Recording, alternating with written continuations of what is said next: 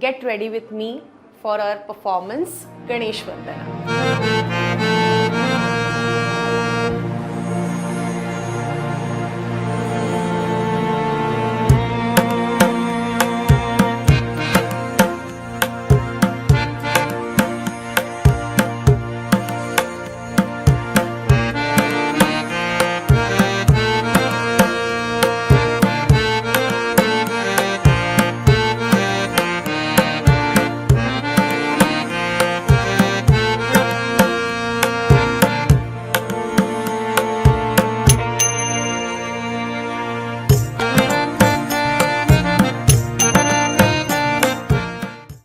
आणि सकाळचे आत्ता माझ्या मते 9:45 वाजलेत. या मुली खूप सकाळपासून लवकर येऊन आवरत आहेत आणि आज तुम्ही माझ्याबरोबर बघाल की आम्ही ग्रीन रूममध्ये आम्ही कशी तयारी करतो, आम्ही कसे तयार होतो.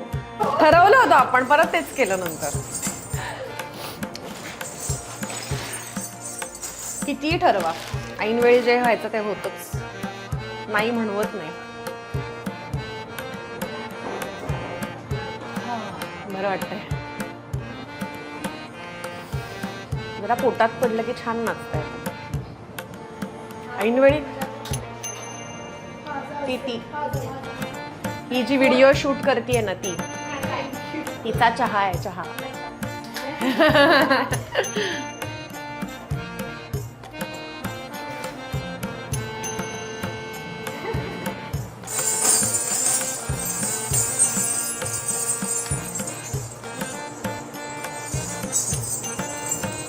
निक्या पातळून घालायची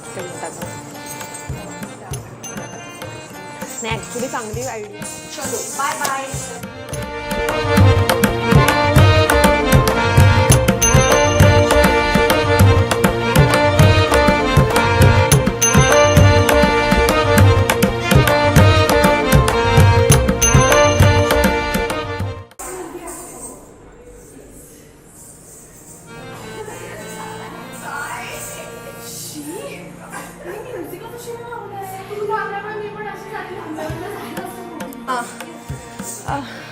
नाही, त्यांना आपण आत्ता सांगून जाऊया, उद्या एकदा म्युझिकचे घोळ नको आणि व्यवस्थित दुसरं म्युझिक थांबून आपलं सुरू झालं पाहिजे.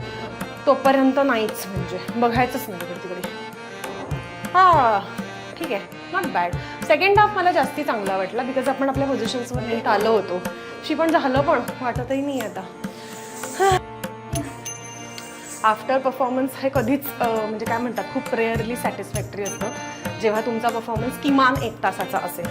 जेव्हा तुम्ही 5 ते 10 मिनिटासाठी तयार होऊन परफॉर्म करून येता तेव्हा रजिस्टर व्हायलाच वेळ जातो की अच्छा, आपण जी काही एवढी दिवस प्रॅक्टिस करतोय ते आपण खरंच आत्ता जाऊन परफॉर्म करून आलो आहे. कारण ते खूप पटकन जातं.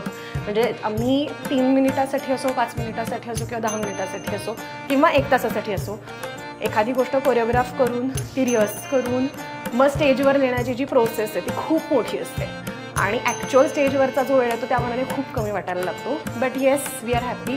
आम्हाला अशाच नवनवीन संधी मिळत आहेत परफॉर्म करायला. So yes, we enjoyed it a lot. Bye.